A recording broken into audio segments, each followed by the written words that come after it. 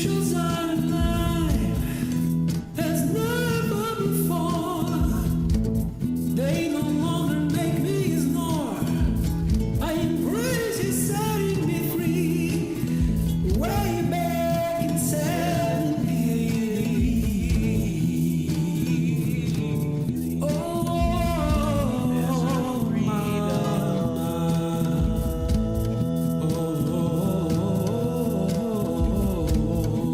There's a freedom.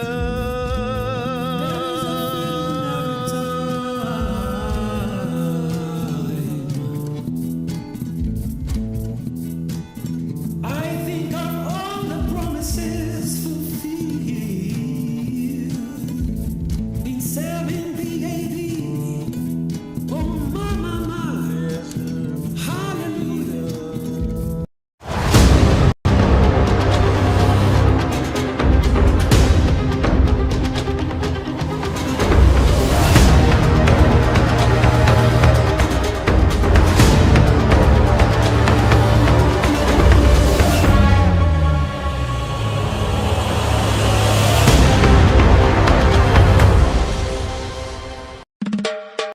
Shalom,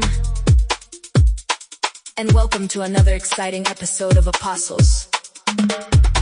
At the gate, scripture teaches us that it is a needed gift to have experienced and seasoned apostles with the fruit of the Spirit and kingdom results available to the people of Yahuwah Most High. Our podcast offers spiritual guidance, insight, accountability, along with structure and discipleship to those that want to grow in their kingdom calling. The Apostles of the Alliance of Remnant Ministries, with over 75 years of service to King Yahusha, now offer themselves weekly to your service as well, as you grow in grace and Torah in the way our Messiah Yahusha lived and taught. Now let's join Apostle Peter Michael Martinez and Dr. Shaliak, Apostle Moshe Yosef Konichowski at the front eastern gate for another time in the wisdom of the elders of Yashua. Amen, amen, I amen. love that intro, man. Gets me excited. I'm all pumped up now. You didn't like Who it are at these first. guys? Who are these No. guys, and can we hang out with them? You didn't like it at first. You said, "What's that?" Well, I there are parts of it that that for me, I'm a perfectionist, right? So It grew on. Maybe it grew on you. I it guess. grew on me a little bit, is what happened. See, that's what Yeah. If you hear something long enough, it's kind of like relationships. that's right. What That's happened right. last week? We had to take a week off to breathe. Is that we had a little? breather? No, actually, I had I got a lot on my plate that that goes on besides obviously ministry, and You mean your world doesn't revolve around me? yeah, What kind of as what much kind as of- I love you, and Wait a as much second. as What I kind of adore relationship? you, my No, brother. no. What kind of relationship is this, man? No, Is there your were world supposed to revolve around me? there were some there's some very, very important things that unfortunately conflicted, and whenever that it's rare. We haven't had that happen in 60 something episodes, so we've actually done pretty well at not having anything conflict. There was 1 week I had to do an episode on the road in a hotel, if you remember. Yes, I think There if was one episode. remember there was like one time, so that tells you that we don't do that lightly. So thank you, folks, for your grace. Last week we had some major challenges that we were dealing with here, and things that we had to get organized for what's upcoming, and it got to the point where I realized I needed to spend this time, and so that is the result. And I believe that's also a good example, because we always have to prioritize, and one of the main priorities we have is the next generation. And so what I was dealing with was some very serious things that had come up that unfortunately required my attention. So thank you all for your grace, and I'm back. Let's talk. Yeah, You know, one thing about that intro that I want to point out is you in that intro it says accountability, structure, results. These are the things that make the difference, guys. Is having people in your life not to be mean to you, right, or boss you around. None of that. Just to be in your life to say, hey, how did it go? Yeah, but to a wounded spirit, it'll always come across as being harsh and controlling. If a person is wounded and they have daddy issues and they have trust issues, no matter how nice you are or how much you want to give them simply firm direction, it'll come across, and a lot of times they'll divorce you because that's the way they receive it because of their woundedness. Listen, we have some very wounded And that's people sad. That's very in sad. our country. Yes, we do. We have some very serious In the um, kingdom. In the kingdom. abuses. Well, you know what I think about? I think about people that are coming out of bad. I mean, we grew up, you and I, we grew up around a lot of crazy family, non-family behavior. And people coming out of that a lot of times are shell shocked. Their experiences, they need to unpack a lot of the experiences. And unfortunately, we don't really often get a chance to do that. So we see only the results of whatever they've been through without having really the opportunity to slow it down. That's But where the truth- fellowship is so important. Family is so important.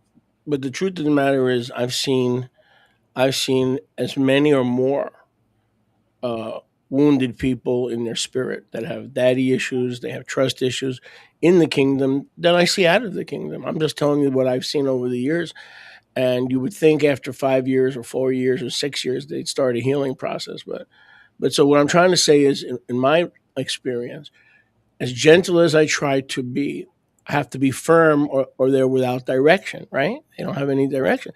It will come to a wounded person. Well, boy, this guy loves me enough to guide me, or this guy loves me enough to put me in the right direction, or to tell me to get into the assembly and to stop spending Shabbat at the horse show, okay? That'll come across as harsh. And then they'll tell other people how harsh you are or how harsh I am. And it's warped. It's completely warped. It's sad because kingdom relationships should be in the process of being different and healing, progressive.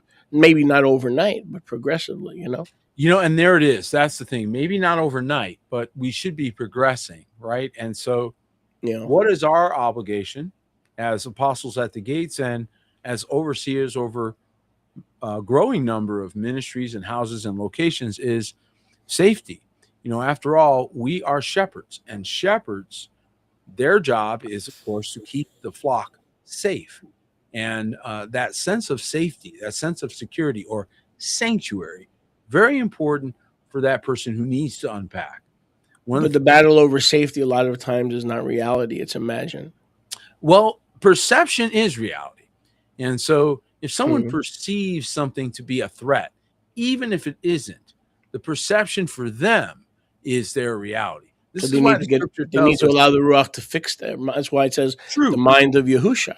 In other words, we have the mind of Yahusha, and we need to put it on. That's part of the helmet of salvation, is to put on the mind of Yahusha. So the man who's been walking with him for several decades, right? But the new person who's learning this, right? So you are seasoned in this what you just described, putting this first. You say it almost nonchalantly because you've been doing it for so long. But for the young, they need good examples of this. They need demonstration, and while they're getting that, they need safety. I can walk into an assembly or in any congregation, including mine, and I can tell you if it's a safe place where everybody respects boundaries. And once the boundaries are made clear, it's a safe place. So, but a wounded person, and I don't want to focus on wounded people, but a wounded person could walk into a safe place and say, I don't feel safe here. And then, start tail bearing and going up and down the people and sharing how they don't feel safe.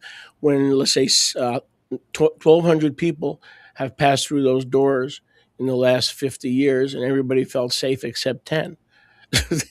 Right, exactly, right? So then you got to say, wait a second, you guys are the anomaly, not the norm. But at the same time, we also have to be sensitive to, again, perception, right? And so this is where I do believe we have, as apostles at the gates, we have to forsake even the appearance of evil, right? So even things that we would think, wow, there's no problem, but if it appears, and where's that appearance from? The perception of the beholder. So we have to be sensitive in culture. If I go to Australia, there may be things that are culturally different there than here in the United States, and vice versa. So we have to be sensitive to that because, after all, we're trying to be effective. We're Right. not trying to offend, right? So in Right. my culture where we grew up, you and I grew up, and I know this for a fact that people will get offended at some of our behavior because we grew up on the East Coast. And on the East Coast, there's a culture that comes with that. There's almost a brazenness. There's a directness. There's a cut to the chasteness, if you will, right? That kind of goes with the culture. Whereas as you move Midwest, you're going to run into more of that Minnesota nice and Missouri show me, and a little different, same country, same language, different cultural experience, and different points of offense where you can offend people. I've had offenses with people where they were offended maybe at the manner in which I speak instead of the depth of what I was speaking about.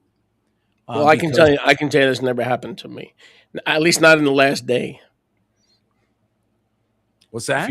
If you know what I mean. Say that again. People get offended the way I come across. That's never happened to me, except in the last day or two. I was going to say, except in the last 15 minutes or something. If you believe that, that old bridge in Brooklyn that's been sold 1 million times. The Verrazano, man. Come on, man. I want a piece of that. Don't mention that. I hate that bridge. You talking about the one that backs up the Bell Parkway? Man, I don't know. I didn't even drive. I left New York at 17. Thank you, Mama. She got me out of there. When I used to the Verrazano Narrows from Staten Island into Brooklyn, the Bell Parkway, into Queens, the Van Wyck Expressway. Oh, see what he's describing is his personal torture. Bad memories. Right? Exactly. See, bad memories. bad memories. See, he's been traumatized. Okay, have some compassion for my brother. He's been traumatized. All right, and you have to be from there to have an appreciation for the level of trauma he's describing. You don't even know what he's talking about, right? Because you don't have a cultural context. The same way you might not have a cultural context for maybe a Californian who grew up a different way, right? And one of the things that I think we need to always be careful about, especially as we reach our arms out across cultures, as Paul did, as we see throughout the scripture, that we need to be sensitive not to offend unnecessarily. After all, there are immovable things in the kingdom, and then there are other areas where we have grace. We are not to cause our brother to stumble because of our liberties. Right. That's a great point in which many people do. But we were going to talk about Hosea chapter 8 because this is where you set the trumpet to your mouth. And this really, I believe, Sholiak, this speaks to our young people.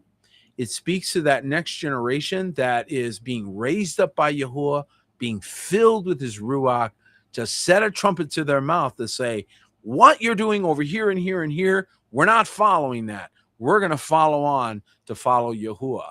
And I see this sort of thing growing, and I'm really excited about it. When you say young, before we get to Hosea 8, when you say young, I'm thinking of like, you've got this program for 13 or 14-year-olds, but all I can tell you is when I think of young, I think of the young men and women in the ministry that I've trained that are all over the world, because you always talk about results. I mean, you hardly have a broadcast that goes by where you don't talk about results.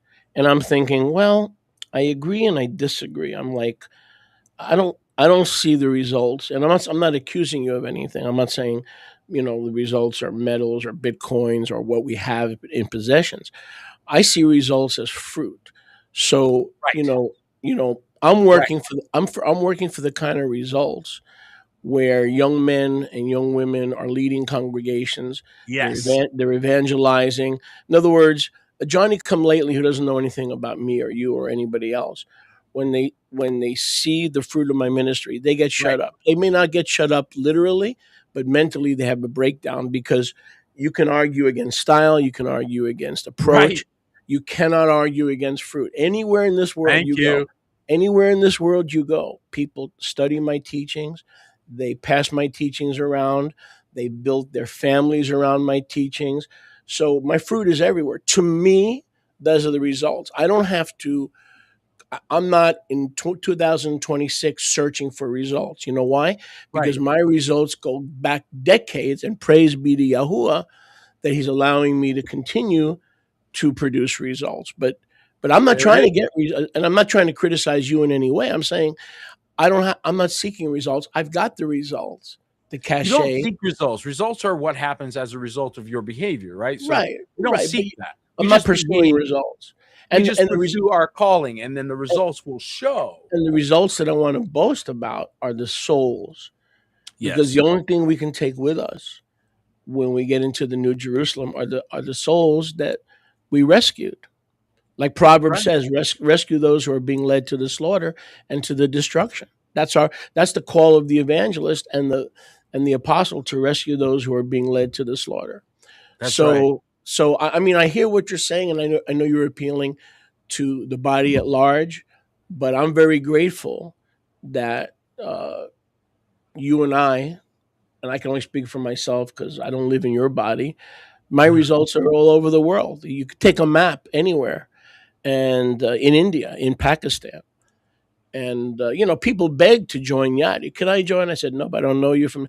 Can you? Nope, I don't know you. My teachings are available on the internet. Avail yourself. I don't know you. I don't know your character. I'm not going to invest time in you.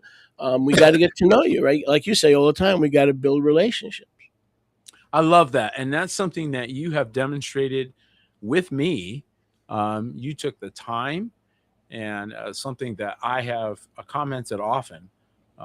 When people take the time to inquire, to ask questions off camera, nothing to do with cameras, nothing to do with people seeing you or pontificating. No, just privately taking the time and digging in and saying, hey, I want to get to know you. I want to know what's moving you, why you're doing what you're doing. And that's part of that accountability. That's part of the ecclesia. And this is how we are commanded to be, because he says to know those you labor amongst. So I don't know that there's a way to go around that.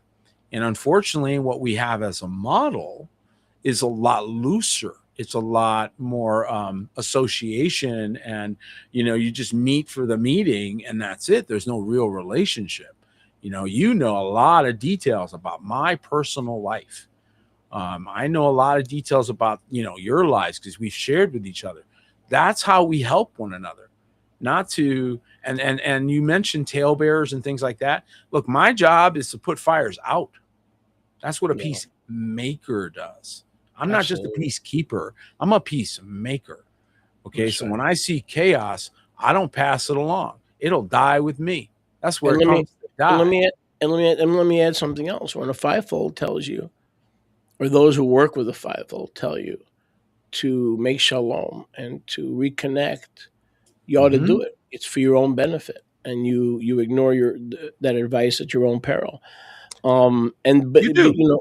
it was just the receipts and the results. And put it this way, let me two things. If I had been talking about myself, because I can't talk for anybody else. If I had been laboring for 30, 40 years and I didn't have any results, I didn't have any receipts, I don't think Abba would have yoked us together. And frankly, I would question anybody that's been laboring for 40 years without any result. I would question that. I mean, that would raise questions right away. I will How go a little more radical than that. yeah, Unfortunately, you may not like my answer, but I'm going to be more radical. Mashiach didn't give 30 years. He gave one. He said, this tree, before you pull it up, we're going to dig and dung it and come back in 1 year. 1 year, he said. it's true. And I can't go around that. I just can't. I have It's true. to look at that and say, when he decides, okay, this tree's about to be plucked up, all right, it's about to be removed, and he says, give me 1 year. That's one big year. That's a That's, big year that you got to move from that's a good unfruitful. point. Watch this now. You got to move from so unfruitful That's that a the good point. Father was about to remove you. Okay, I just want you to process this thought, everybody. That's a You were very good point. so unfruitful that the Father was about to remove you. And then the Son says, give me 1 year. In other words, he wants results Right pretty now. much as soon as you start laboring. Yeah, in the vineyard. 1 Yep. year is not a lot of time to suddenly go from And unfruitful to fruitful. If you think that's slow, you don't and know what what did this is going to and what be. did Yahushua say? He says, using the parable to relate to what Israel could painfully know, which is in Isaiah chapter 5. He says, what will the master of the vineyard do when they reject the son and kill the prophets? He will remove those tenants from the vineyard and give it. He's not going to give up on the vineyard. He's just going to get new tenants that'll render the fruits in due season. There you have it. And so it's like the job is eternal. The question is who's going to do it. Saul found out that he could be replaced. Saul found out, okay? And suddenly he was not so important. The king was not so important because he could be replaced. The mission was what mattered, right? I'm going to be replacing it within the next 15 years. How's that? And we have because I was looking up online life expectancy for males to survive to 80 is 45%. So 40 to 40. What you get for listening to those guys. Our ancestors, I have one that walked up mountains till he was 174. You have someone in your ancestry who lived Of to course. Abraham walked up the mountains until he was 174 then years I need old. then I need to be a Martinez. I don't know. You got to walk up and down mountains, man. You can't be sitting at home. Okay. Well, I work out 4 times couch a day. will kill you. The couch will kill you. Speaking of life expectancy, one word, and I don't want to get sidetracked, but one word, with Lindsey Graham, that is very sad. You've heard of that, right? Senator Lindsey Graham, right? Passed away. Yeah. And I was all over the place with him. I mean, for years, I thought he was great. Then I thought he went bonkers. But he's a very consequential, actor, very little. A very consequential figure. Let's put it that way. So it just kind of it kind of hit me, Oh, I mourn with you, my brother. If you're mourning, he says, I'm not mourning. He's very consequential. That's all. All right.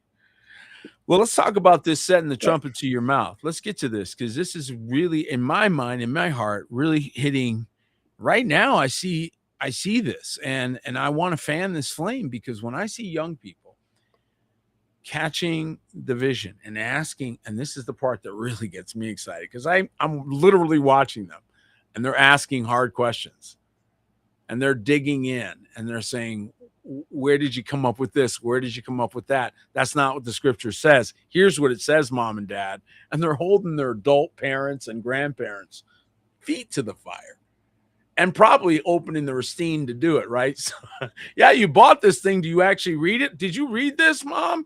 Right? And so what happens there?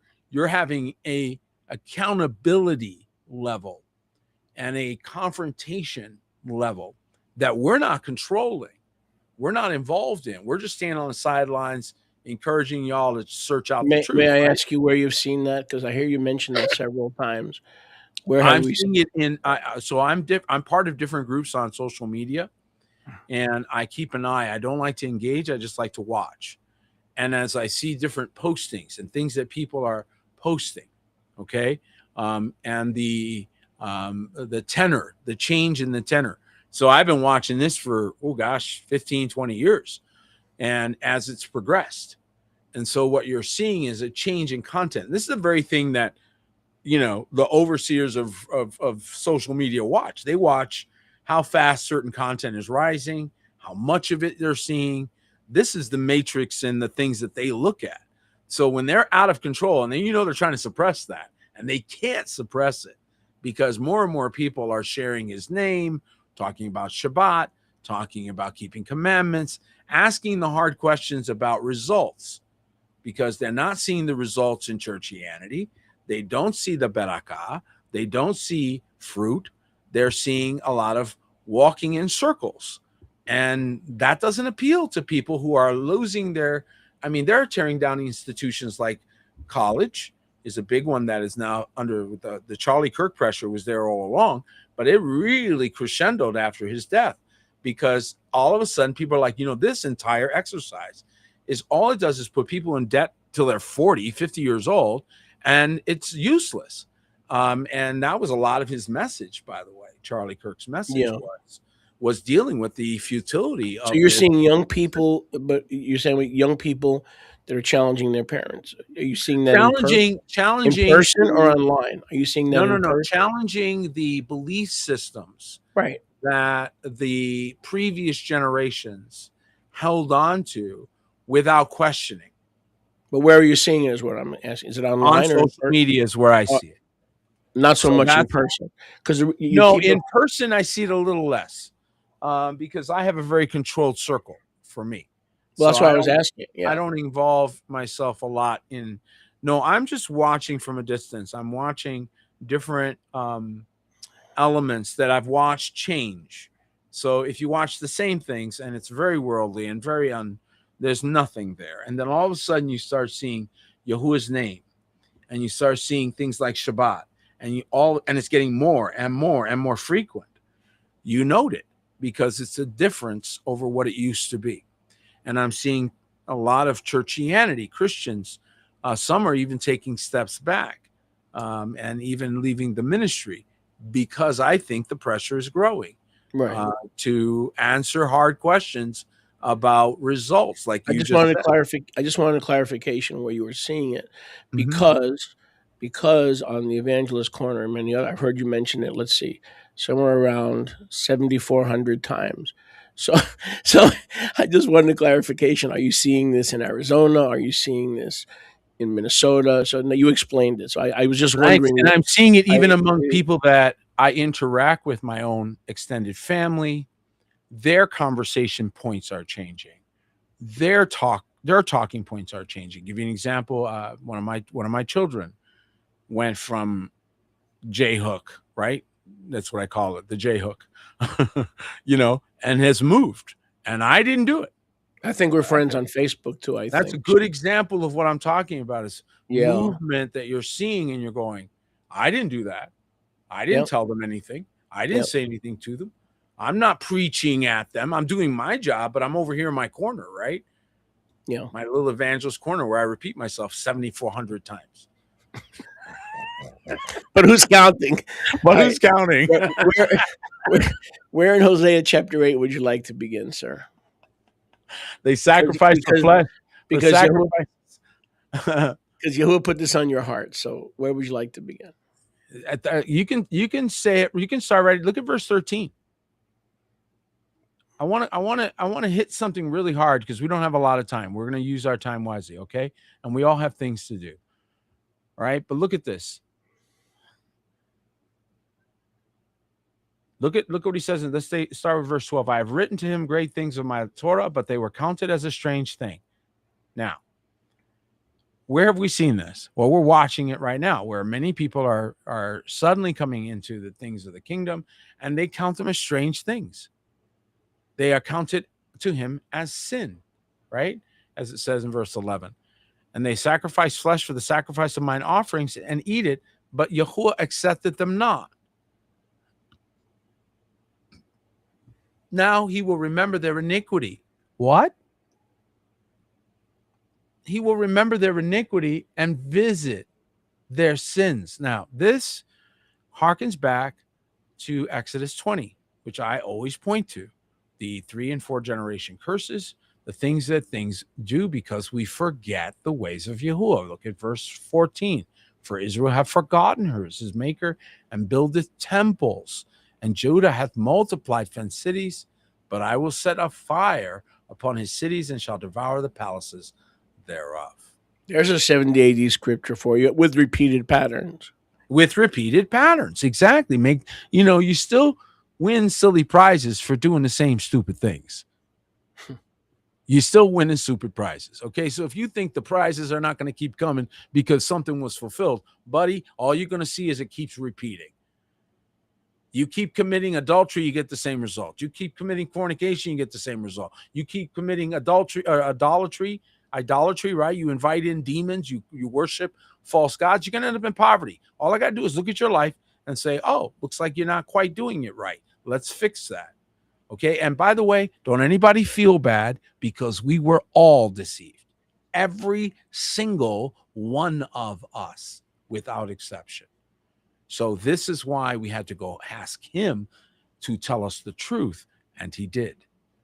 Right. And so this entire passage deals with the whirlwind that comes as a result of idolatry, the many altars to sin.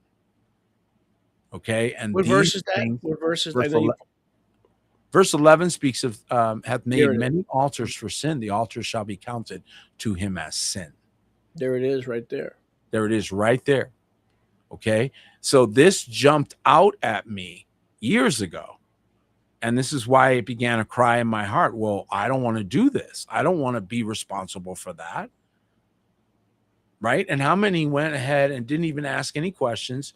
Oh, well, everybody has always done the 3-step rise, right, brother? Okay, you don't do that. You instinctively knew not to. I don't know why, but you did. But others didn't think anything of it, and they went the opposite direction. Oh, well, we got to have the 3 steps. We got to have the high rise. We got to follow. We got to bring in one of these ornate altars and tell everyone to come forward for the altar call. You know, let me interject something here. Mhm. Before you shared this with the stone altar and the 3 steps, and you get the credit for the Yahuwah, revealing that to you, and I followed you. But that never sat well with me. Even when I was in Miami, I had a 1 step, and then I would often come down. Yes. See, your instinct. Look at your instinct. I would often come down from the 1 step and stand in front of. Those are the days I can stand for an hour and a half. Okay. And go up and down with the microphone, a little churchy, a little church routine, up and down the aisles, stand on chairs, stuff like that. But the point is, it never sat well with me for me to be a Nicolite, 3 steps up, and all the peons who pay my salary, sitting below. That never sat well with me. You could ask the people going back to the Miami days. I bet I could. Even when we had to build a rise, it was 1 step. So I intuitively knew there was something wrong with those steps. And I bet you the way you preached was you came down and walked around. That's right. And I didn't even have to be there. Okay. And when I was on top of the step, I sat. Isn't that something? Okay. Like Yahusha sat and humbled himself among the people. He didn't stand over the people. Right. That's what I'm trying to say is that, folks, those that Yahuwah is calling, right, when he sets a person apart and pulls on their heart, they may do some things wrong, because Abraham did. He had to learn as he walked, but it was accounted on him the righteousness that he believed the Lo Hayam, which meant that when he would learn something, he would do it correctly. The instinct, the anointing which abides within you, will move you toward the correct answer. Okay, it's when we fight it. It's when the dusty dogma. It's when the patterns of tradition, which war against the anointing, which make the kingdom seem strange to you. Verse 12. Okay, it makes the kingdom seem strange to you because of the traditions that you grew up with. Okay, so when you go and read the Torah, you go, oh, well, this is weird. It's not weird. This is the right way. The way the world does it is weird. Right. And it produces poverty. Right. Okay. That's what I mean by look at the even result. Spiritual poverty, not just material poverty. Material poverty, spiritual poverty, emotional poverty, relationship poverty, in every area. A lot of those things are kissing sisters. The spiritual and physical poverty usually a lot of times go together. But I mean, look, this is nailed big time. Look, many altars causing sin, and they were strange things. In other words, exactly what you said. The Torah, which shouldn't have been strange, was strange. Right. The altars, which should have been strange, were familiar spirited altars. Exactly. And we keep saying certain things because it's almost like you guys have all been trained. And that's cray. That is some cray. You don't get it. That is some cray stuff right there. Right in front of our faces, and it's right there. And we're like, I didn't see that before. And where was Peter walking when his shadow healed people? I keep saying this because I know it's waking people up. I know when they go like, they do one of those shutter moves, and they're like, where was he walking? And then they have to run and go look it up. They can't take it. They're like, where was he walking? And so they go running, they look it up, and they go, he was walking toward the temple, Torah of place. Oh boy. And that causes a little collapse, a little crash, a little bit of, oh no. we maybe didn't do it. Maybe we don't have some things right. Maybe this is why we saw such terrible results, and our young people don't even understand how to move forward, right? And they're confused, and there's a lot of confusion. So now Yahuwah by his Ruach, what does he do? He sends word to heal them and deliver them from their destruction. Psalm 107. I But mean, but it's amazing. Look, those fake altars, even in Mount Moriah, Israel had begun to go after, because we know they were corrupted. We know the altars were corrupted. But watch this. go. Watch this. Somebody may learn something. Watch this. In the book of Hebrews, it says that the inside the Holy of Holies was the Ark of the Covenant, et cetera, and also the altar of incense. Now, wait a second. That's not true. If you read Exodus and the pattern in chapters 28 through 39 or 38, you see that the altar of incense, signifying the prayers of the saints, was in the holy place. But Paul says, or Barnabas, whoever wrote Hebrews, says that the altar of incense was in the Holy of Holies. Well, how do we explain that? It has to do with the altars that we just read about. They put And it has wheels. to do with the veil that's taken away. Peter, they put wheels. They put wheels on that sucker, and they shoved it into the Holy of Holies when it was supposed to be in the holy place. So they even right. messed up. They even messed up the Kadosh altar and put wheels on it and moved it into the Holy of Holies. Think about that. So either whoever wrote Hebrews was on drugs, or he's showing us the corruption of the fake altars, right? That's a good question. Woo! I would have to circle back to. Wow. I'd have to be looking at the passage you're talking about. But what Sure. concerns me as I looked at this years ago was, did we get tricked? So that was my question. Because as I looked around, and we talk about fruit, we talk about results. And when I see poverty, I grew up in poverty. I don't like poverty. Okay. It's just the way I feel about it. Sorry. I grew up with that. So it's not like I didn't have plenty of it. I just don't like it. I've had both. I don't like poverty. I don't think the king does either. Now, that being said, I went looking around this country because I'm certain some of you have got to have had it right? And I know what the blessing looks like. And the blessing is defined. It is clear. It is outlined. It's got checklists. It's in 2 places, Leviticus as well as Deuteronomy. And it's not hard for us to confine or for us to double check if it's manifesting or not, just like any doctor looking at symptoms. And so as we started looking, I'm going, well, where are they? Where are the blessed? Where are they? And when you can't find that, you have new questions to ask, because if you cannot discern between the blessing and the curse, if you just don't know the difference, that's the very definition of blindness. True. You have no idea which is which. You're blind. How can you lead then? I mean, you need to full stop right there. And so to balance this thing, and to balance this thing, riches takes many forms, as you've said. Right. We're not just talking about digital currency. We're not talking about any. We're talking about the true riches which come from Yahuwah, which is peace, joy, righteousness, and provision. That's a big part of that. Peace, joy, righteousness in the Ruach, and provision, because Yahuwah's sheep are not supposed to be in lack. So there you have it. There are many forms of spirit of riches. When I think of riches, I think of the opening of the heart and the opening of the mind. Yes, that Abba has given us. That can lead to material riches. Certainly, that can lead to material. But they're, as I said earlier, for me, they're connected. In other words, the best boss. Let me put it to this way: a little bit different than you approach it, because we're different people. But the best boss that I ever had is Yahusha, and I don't mean that to be cute or to be, to be sarcastic. I was broke when I was in the world. I was literally, Mom, can I borrow? Mom, it's a good thing Mom was alive, because I would show up in Jamaica, Queens, at her apartment. Mom, okay, fine, I'll take you to the doctor. Can you give me some money? Okay, Mom, fine, I'll take you to the lawyer's office. But on the way back, that's how I lived. But when I gave my heart to Yahusha, Peter, I've never lacked a thing. I got 3 times more than I need. I'm not a rich man, but I'm a man that's being provided for. Right. That's my point, is that the results will show. And so we can't deny results. We just we acknowledge it. And then there are some people that get extraordinary results. Like some people might be getting pretty good. And then somebody goes, ping, and you go, whoa, where did you get those double-sized melons? And how'd you get that? And now next thing that person's teaching, well, I'm going to show you a more excellent way. I'm going to show you some things I learned. I'm going to show you some awesome truths that I unpacked. But we're seeing it from the results side. That's my point, is instead of going out there and just pontificating, I think the Shabbat goes this way. I think the Shabbat goes this way. I think we should do this. I think we should do that. Meanwhile, your life is a hot mess.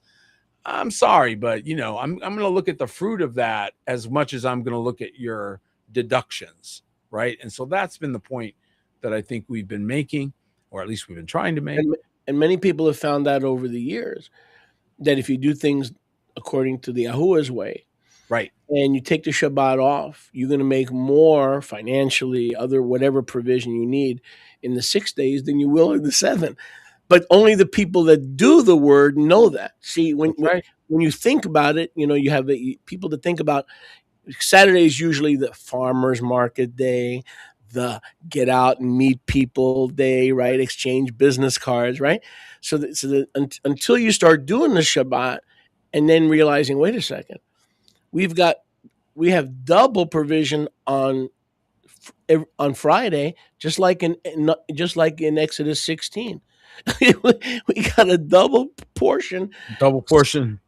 Yeah, and then I'm not missing any meals, so I'm good. And then people say, I gotta fast more. People say, how do I make more working 6 days than 7 days? Because you're honoring Yahuwah. That's how. That's right. And going back to verse 5. And who finds that out, brother? Who finds that out? The people that keep Shabbat. Right. Not the people that are afraid to tell their employer, take this, what did Willie Nelson say? Take this job and you know what, right? Okay. Right. Exactly. So you got to be real. Doctrine and shove it. I tell people doctrine and shove it. I tell people all the time, have you fired your boss? What do you mean? We are the head and not the tail. And I don't mean this sarcastically or in a pompous way. When you take a job, you have to hire the employer because you have set certain requirements and boundaries that Yahuwah has required of you. And if you let him hire you, you're missing it. We have the marching orders from the king that if we do things his way, we're going to receive the brachot, right? Right. Okay, guys, I hear everybody saying the bracha. No, the plural is brachot. So we're going to receive the brachot, and we hire the employer. Now that sounds pompous in the natural, but it's survival. It's abundant living to hire your employer. What employer is going to be flexible enough to work with you, or even better, setting up the type of stuff you're setting up, where we are independent of government and independent of secular employment. So that's obviously a better way. Obviously, that's a better. One of the things that we want to do is we want young people to see the gospel in action. And it's one thing to lament and feel sorry for a family that's hurting. It's another thing to say, I'm going to come off my hip and solve this problem for you guys.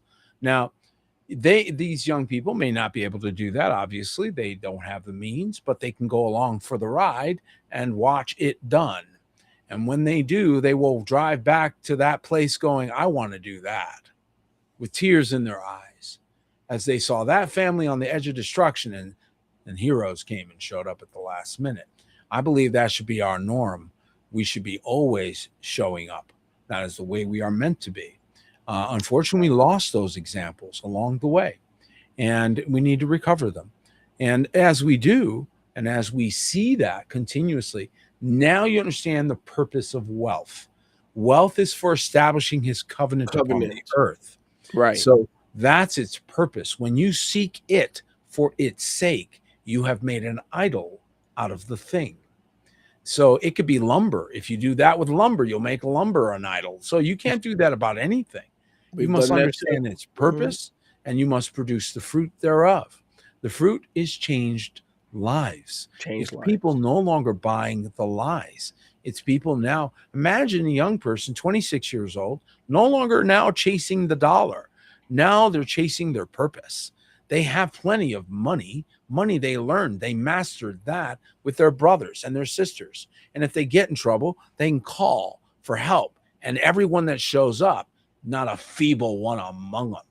But why are they showing up? because what they're doing is extraordinary. Maybe they're helping some poor people in this city. Maybe they're helping turn around a problem in this part of the world or that part of the world. These are extraordinary people cut loose because they are no longer being lied to about what they do or don't have in their hands. Mashiach was trying to tell us that from day one. That's why he sat us down in companies and then fed us. Sat us down in companies first, then fed us, and fed 5,000 with the fish of a young boy, his lunch. Just to prove to us that it is his methods that produce abundance wherever we go. Deuteronomy 8 is one of my favorite scriptures. He gives you the power to get wealth, not the wealth, but the power. Okay, that's dunamis, that's ruach, in order to establish the covenant. And for us, that's saving souls, saving families, saving relationships. That's the new covenant. But that's, man, that hit me. That verse really has hit me and ministered to me throughout the years. And that's a great reason to tithe, because he uses the wealth to establish the covenant. That's a very powerful. Is there anything else in Hosea chapter 8? Because I know you mentioned you saw several things in there. So John chapter 7 was the passage that I had in my heart, because it's the pure reason why you go to do the work of the ministry. And it's the first passage that he sat me down with 31 and a half years ago now. Because I didn't feel qualified to go. I didn't.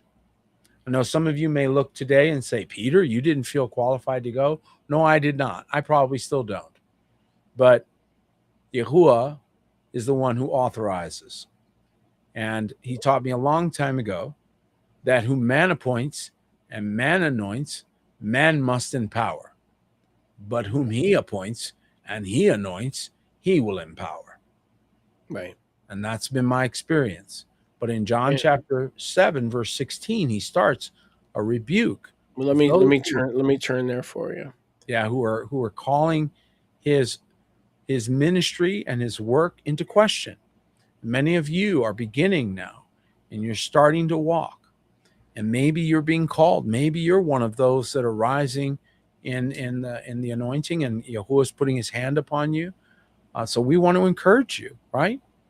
And so the Yahudim marveled at him, verse 15. How does this man know how to read the scrolls? Haven't never learned in a yeshiva. He didn't go to our approved schools.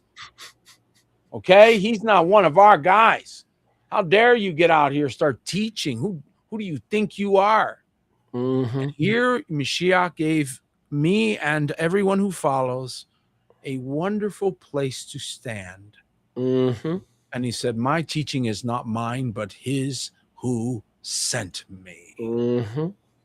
If any man desires his will, he shall know of the teaching, whether it be from Yahuwah or if I speak of my own thoughts. Amen. He that speaks of himself, meaning coming from his own self, seeks his own tiferet. He's looking for his own kavod, his own glory. But he that seeks the tiferet of the one who sent him. That is the key. Watch this. The same is Amat, and there is no unrighteousness in him, no matter what anybody says. Messiah says, he that speaks of the one who sent him, there is no unrighteousness in him. And so he makes a declaration. And when he ministered this to me personally, it really broke me to tears, of course, because you feel very unworthy to do the thing you're called to do. And if you think I felt worthy, you are much mistaken. And so he had to minister this to me, that you are called to speak the words of him who sends you. Remain faithful. He spoke other things to me, but that was one of the main things that he taught me very early on, very early in the walk. And that's why I love to share it, because I know some of you are beginning your walk. You're beginning your work of ministry, your thing that he's called you to do. And you don't even know how to walk that out. You have no idea. You're terrified that you're like being afraid of being a fraud. You're afraid of being a fake. You're like, I don't even know how to do this, right? But this is the fear all his servants have at the beginning as they begin to walk with him, as they begin to realize that unless he does it, I can do nothing. As Mashiach said, unless he shows up, I'm going to look pretty dumb. I love what he says here. Look. If any man desires to please Yahuwah or do his will, he will know if I'm making stuff up, my own thoughts. He's basically saying whether I'm making stuff. And the only way to know if the word is made up and we're making stuff up, we're creating God in our image, okay, is to do the teaching. And that's what I was talking about earlier with Shabbat. You're not going to know if you could survive on 6 days' income until you do the Shabbat. In other words, once you run the experiment, right? Once you do his teachings, you will not need Peter or myself or anybody. We can encourage you. But once you do his teachings, then you don't need us anymore. No, then you will know that every word is true. Yep. Yep. That's exactly right. It's like what Eva Perón said to the Argentinian people in the Casa Rosada. He says, every word I've spoken to you is true. Yeah, right. But it is true in Yahusha. So Yahusha's waiting for someone to do his word. Believe him. And a lot of times you're not going to know it's true for yourself until you do it. Right. And that's the point that he is making. And those that are seeking their own kavod, who put out recipes with no proof, right? I think we should do it this way. Okay, let's look at your life. Is that producing results? Oh, you have this terrible result, this terrible result. I'm going category by category, and which is what the curse looks like. It goes category by category, right? So you look at the curse and you're like, oh my goodness, you don't want any of that. And you look at this person's life who's teaching, and they can't produce fruit. And they've been teaching the same thing for years. 4 years, right? Bingo. 4 years, not just a day or a week, over 4 years. And he said 1 year dig and dung produced fruit. So you're producing fruit. The question is what? We're going to look at the fruit you're producing if it's good fruit. But you're producing because you're doing things or not doing things. Even that produces a fruit, okay, or a result. So results you can't avoid. And you can't avoid people looking at your results either. So parents saying, you do what I say, not what I do, that doesn't work. Okay, your child's looking at you. Like, oh, you said that, but... And I learned a long time ago how to handle my critics. Let me explain to you how I handle my critics. I blow them off. And that sounds pompous and arrogant, but let me tell you why I blow them off. Because I've learned after 40 some odd years walking with Yahusha, I have enough fruit out there that'll defend me and speak for me. All I got to do is unleash all my boys. Now, their loyalty is to Yahusha. Their loyalty is not to me, but I trained them right. Okay? So I stopped defending myself. I'm like, okay, they don't want to examine my fruit. They don't want to see the receipts because they're more interested in a grudge or a personal vendetta or some nuance in personality rather than confronting the receipts, because the receipts will knock them out. I know that's how I handle my critics. I don't defend myself anymore. I say to that person, would you like to speak to the lives around the world, the pastors, the marriages that I've put together? Well, how do you put marriages together? Because I discern things in the spirit, and I see that they're equally yoked. I don't run a matchmaking agency. So I've learned not to defend myself anymore. My fruit, they'll do a better job defending Yahuwah's servant than I will. That's right. People have called and asked to talk to people here at New Kingdom. I don't filter those conversations. I don't have any idea what they even talked about. People call and talk to my wife all the time. Talk to Mindy all the time. I don't have any control. I don't control that. I don't have any issues with that. Why? Because either you're doing what you're supposed to do or you're not. And if you're trying to control it, then you maybe have other issues. But the bottom line is that results are what they are, right? So your other lips should praise thee. People around you should be like, no, I'm going to tell you the real thing, and shouldn't care about that scrutiny. Shouldn't bother you. And if they find a flaw, be grateful and say, thank you. Let's fix that. I mean, it's all how you look at it. What fruit did the Pharisees have? Nothing. They had absolutely no fruit. They did have fruit. They had poverty as fruit. They had They had demonic infiltration as fruit. They had people ignoring the Torah as fruit. They had people being demonically infested with lunatic demons. They had a lot of fruit. It was just bad. Right. Well, and Yahushua said you're shutting people out of the kingdom. Right. That's bad fruit. Bad fruit. That's fruit, but it's bad. The It's fruit of the Cain. Pharisaic ministry and all those years of the Pharisees and the Sadducees being in control is that people were getting shut out of the kingdom. That was their fruit. You got hyper proud people who are like Diana of the Ephesians, right? So they're so hyper proud of their personal doctrines. They don't even care what results they're getting. They could be living in abject poverty. They're still going to shout. And that's something that you can't change. Whereas his anointed, which he talks about in Jeremiah 23, where he says that he will gather his people into their folds, well, they will be fruitful and increase, and they shall not lack. That's a very specific statement. Now, I don't know about the rest of you, but if somebody says that to me, I'm going to take it really personally and very seriously. I got a family I got to take care of.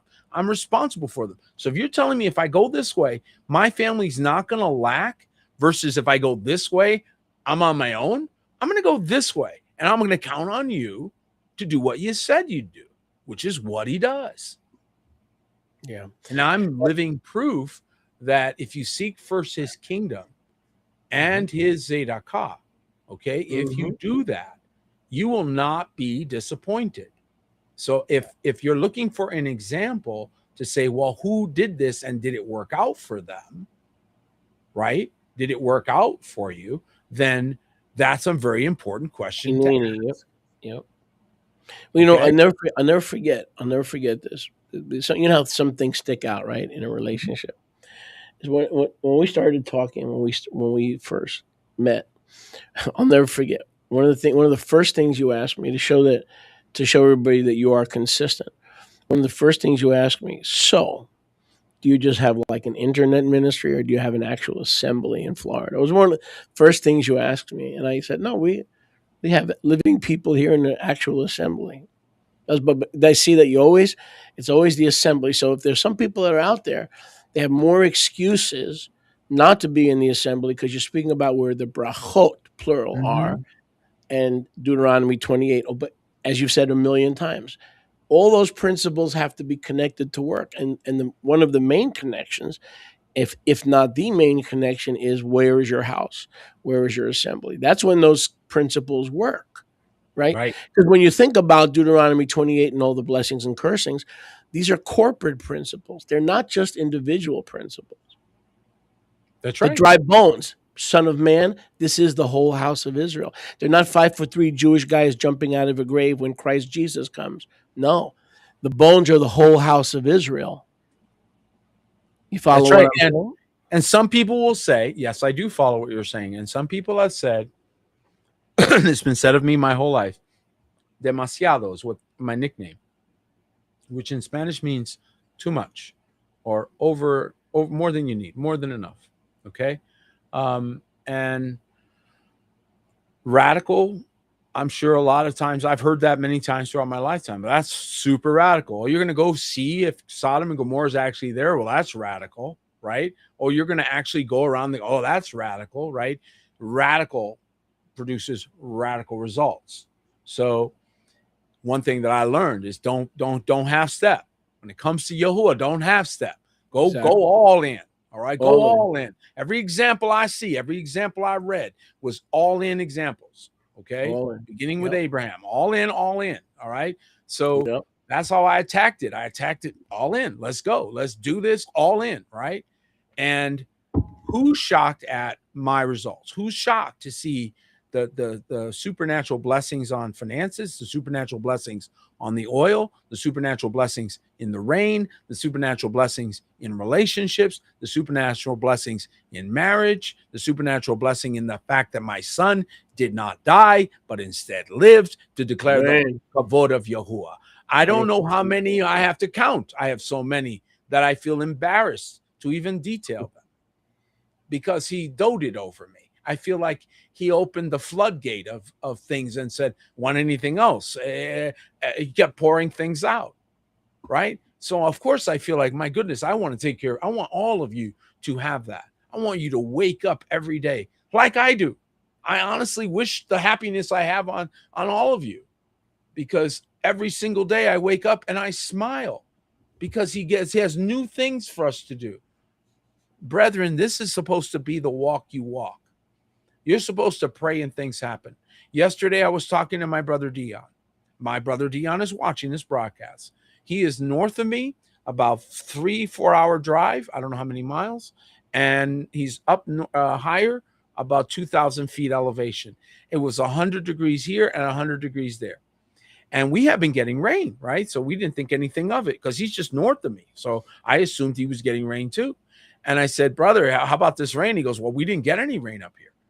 I said, you didn't? He goes, no, we just got a lot of wind and a lot of bluster, but we didn't get any rain. And I said, oh, that's not going to do. So David and I were both on the phone with him. Okay. This was just yesterday. We're both on the phone with him. And I said, oh, David, brother Dion, he's not getting rain. We got rain here. You got rain there. David had to run out and cut his grass in between rain because it was coming down. He had to go quick and do it. Right. And so he's getting rain. I'm getting rain, but Dion wasn't. So we said, we got to stop right here. We got to pray. So we did really quick. Wasn't even a big deal. Next thing you know, this morning I talked to Dion before I get on the line with you. He goes, oh man, it came in nice last night. He slept so good. He's like, oh, that rain came in. It was so nice. It was so, I mean, there's nothing like rain in the country, right? Rain on me. Come on, man. Rain in the country on me. special. Okay. Love, It is the smell and the rain feeling and the on moisture in the me. air. Forget it, right? We just like, oh, yada Yahuwah, right? We're just worshiping him for the rain, people, for the rain. But You and hear me? remember, rain is, of course, rain is one of the brachot. But remember what I was saying before. Those blessings and curses were corporate. Why? Yahuwah gave it to Moses to give to the body, Thank the you. corporate body. You will They were not be supposed a to be blessing. exceptions. I'll be a bro- They were not supposed to be outliers, exceptions. No, Thank you. he was talking to the corporate body. Thank you. We tend to read Deuteronomy 28 and turn to our husband and say, we're not blessed. Well, but before you make it individual, it was given corporately for the whole house to be echad in their brachot, in their But blessing. how many know they needed radical Moses? They needed radical Abraham. They need radicals. They need the guy that says, all right, we're going to do this a different way than you ever saw before. So you can see Yep. the contrasting picture. And then you can go, oh, now true. I see this is different. Yahuwah's doing something. Okay. Now we can put the Eliyahu on this hill and the 850 on this hill. And we And go, s- okay. Now some- we get it. And sometimes that's why he leaves you alone for a season. You feel like you're all alone because you're in trailblazing mode. Look, have you ever read Isaiah 51:1? Mm-hmm. When I called Abraham, he was alone. Yahuwah didn't want him with a Gad, a troop, because the Gad had a screwed up mentality. Most Gads, G-A-D, have a screwed up mentality, including believing in God, G-O-D. It's pronounced the same way. You, All right. you set that up. Isaiah 64. So Isaiah 51. So I'm all alone in Tempe. I'm all alone in Wawi, North Carolina. Perfect. That must be. It's very possible you're alone for a pioneering mission. For a great reason. Yep. And once you knock For a down a great few walls, you're going to have a whole troop following you. So that's a That could be place. the results. That's a place of, as you say, knocking down walls, pioneering. So sometimes being isolated is not a curse. It's actually a prep to take you and those who follow you out of isolation as you're doing a pioneering work. Makes sense. I'm sure it makes sense to you. Oh, man. And by the way, nice comments out there, folks. Jakob, thanks for saying that. Somebody says, I love hearing these discussions. That's really sweet. It's very encouraging to us. Yes, it is. Is because we he have behaving these talks- himself? Is he behaving We could himself? have these talks privately. We did. We used to Because talk if, privately. if he don't behave himself, I know how to handle him. Trust me. I got the No, no. I got No, the I'm keys to the palace. You're missing my point. Listen to me. Back when, we used to have these conversations privately. And then we said, no, let's do it out here where everybody can hear it, right? And where they can get benefit from these years that we spent, basically testing everything, which he told us to do. So we start testing everything. We're finding, well, that fake, that's fake. And then somebody wants those results, right? So we're sharing, okay, let me tell you what we found out. Let me show you what I saw. That's a lot of ministry, is verification of his word, authentication. Just like the military, they got to authenticate orders. Well, you got to authenticate whether or not what you're seeing is real, which is why the Bereans reviewed Paul according to the Torah. Correct. So, by the way, and if he had been teaching to break the Shabbat, he would never have passed the Berean review. Right. And they were more noble than the saints in Thessalonica, because That's right. they searched the scriptures daily if these things were so. So, by the way, speaking of young people, so Yaakov is another young man with a call in his life. Definitely has a call in his life. He even has a YouTube channel. It's got to be more developed. So he's like, Nehemiah, Yoshi, all these young men that Yahuwah is sending my way and are being raised up. So I definitely see a call in his life, and he's going to have to be here. He's going to have to be here for a while. He's going to have to be here for a while while the chestnuts roast. Okay, chestnuts roasting on an open fire. That's right. And these are members of Yati, right? So they're not members of Remnant House, but they are members of the Alliance. So what does that mean? Well, that means that they can contact another Alliance member, like they would contact me and say, hey, I need a little help with something. And I'm like, sure, how can I help you? Right. And it doesn't necessarily directly benefit my ministry necessarily, but because it benefits the Alliance through that ministry, I'm happy to help. Right. No problem. So this is a beautiful new thing that we're seeing. And there again is where I'm seeing a shift. Because you've got young people suddenly going, hey, we're not alone. We can work. We can network. We can connect together. There's a but to that. Let me throw a but in there. Sure. If you're at odds and you don't want to make shalom and you don't want to extend forgiveness and you jump to another house in the Alliance, the other house should bounce you back. You understand what I'm saying? In other words, if you find somebody in that state, absolutely. If you feel called to be with one house in the Alliance, okay, you've got to be in shalom and in peace and forgiveness with whatever house you were in previously, in order to be received. In other words, we don't mind people going back and forth because we're all echad. However, there's that exception. You follow what I'm saying? There's that. I absolutely follow what you're saying. In other words, if somebody's at odds with you, and say, Peter did this, Mindy did this, can I join? Oh, wait a second. Right. I've been listening to you teach. I love your teaching. I said, are you in shalom? And then I find out that you refuse to forgive or to forgive offenses. I'm not going to receive you. So there's a little caveat to that. One thing. Yeah, and I think you would know this is the maturity of the Alliance, right? Yeah. So if somebody comes to me and they're offended, I'm going to walk them through that. I'm not going to be like, oh, let me coddle that offense. No, we're going to walk through that, and we're going to come up with remedies. We're going to heal it. We're not going to let that sit. That's maturity. Whereas immature would fuel the fire, right? Would fuel strife or fuel division, right? Like Absalom. You're right in your offense. You're right, baby. Oh, right, baby. Exactly. You're right. I'll hug you. Right, and instead of countering it, so peacemakers are always sent into chaos. One more time. I'm just going to say that one more time. Yep. Peacemakers are always sent into chaos. Mm-hmm. So if you're expecting things to be all nice and orderly when you showed up, well, what are you needed for, peacemaker? You're an unnecessary part now if you're going in and it's all nice and orderly. No, you're always sent into disorder. That's what you're always sent to. And what do you do with it? Well, you take that chaos and you bring order out of it, and things start being done decently and in order. Like, oh, you're going to bring a charge without 2 or 3 witnesses? Oops. Are you going to do this inappropriately? Oops. Are you going to go off half-cocked with emotion? Oops, right? What sin was actually committed, right? So things like that have to be processed, calmer, wiser, simpler heads, right? This is the apostles at the gates, and it's many of us, not just 2. There's many apostles. You just see the 2 of us. You think that's all there is? No, there's an alliance of us. Okay. And so here's the thing is that we're saying, people, we all have to come together, unite in one accord. Nobody has it all. I don't care who you are. I don't have it all. I'm pretty sure my brother knows he doesn't have it all. Okay. But together we work things out together. Right. And And a as lot, a but result, you we talk about put a lot. a fire out. We don't stoke a fire.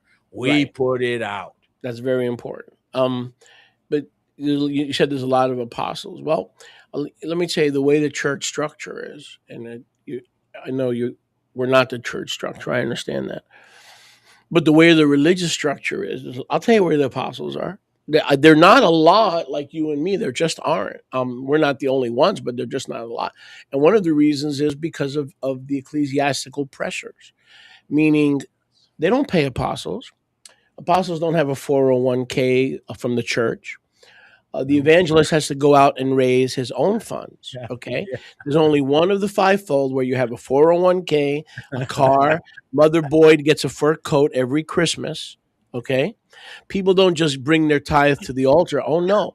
They have to come to the front, put it in a bucket so Mother Boyd can get a new fur coat for Christmas. Okay. So the apostle, wait a second, the carnal apostle sees this and wait a second, I got to feed my family. So I'm going to apply to be the pastor of First Baptist of Dallas because the salary is $80,000 a year plus a pension. So a lot of our apostles who get weak, and they get weak in faith, and they get weak in terms of the pressures of life, wind up as pastors.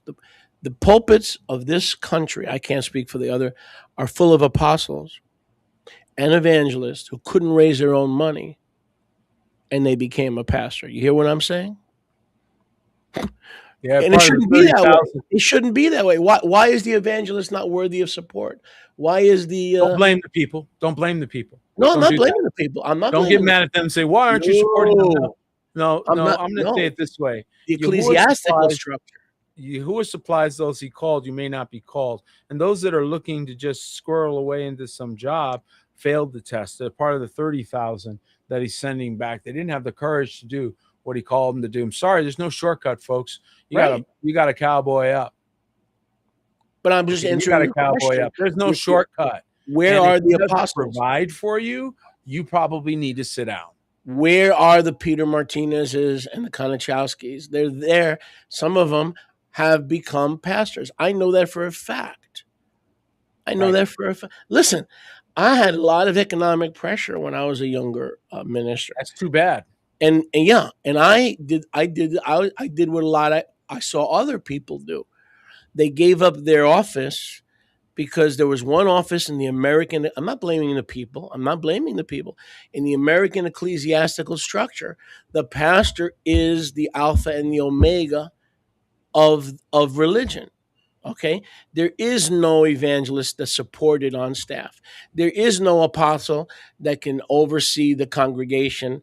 You're And talking the about churchianity, right? Right, it's the ecclesiastical system. But I'm saying is a lot of guys like you and me made a mistake, and they left their apostleship and they became pastors. Well, they're not like you and me then. No. So I'm sorry, but I'm not going to take that. And I don't have a lot of sympathy for that because listen, I'm going to be direct. I have the same 24 hours everybody else has. I didn't get any golden spoons put in my mouth. Nobody paved the way in front of me other than the Ruach. And if you're making excuses, I had to feed my family. I didn't have a family. Well, I had every pressure you have. I have every responsibility you have, and then some. And I didn't shirk them. Instead, he made me greater because I bowed low and said, what do I need to do to win? Not how do I get out of it? How do I overcome it?